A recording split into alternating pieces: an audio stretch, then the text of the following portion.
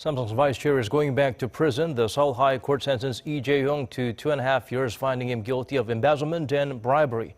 For details, let's turn to our Kim Do-yeon.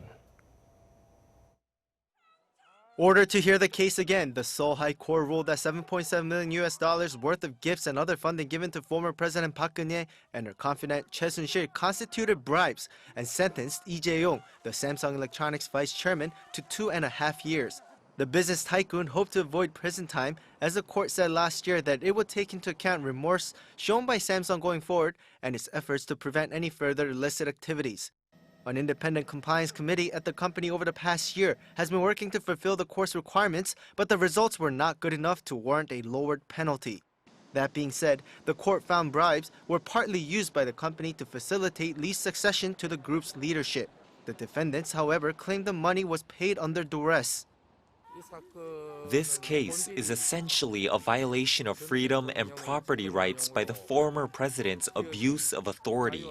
That being said, I regret the court's ruling. The Seoul High Court was hearing the case after the Supreme Court in 2019 overturned an earlier appeals decision that let him out of prison with a 2.5-year sentence suspended.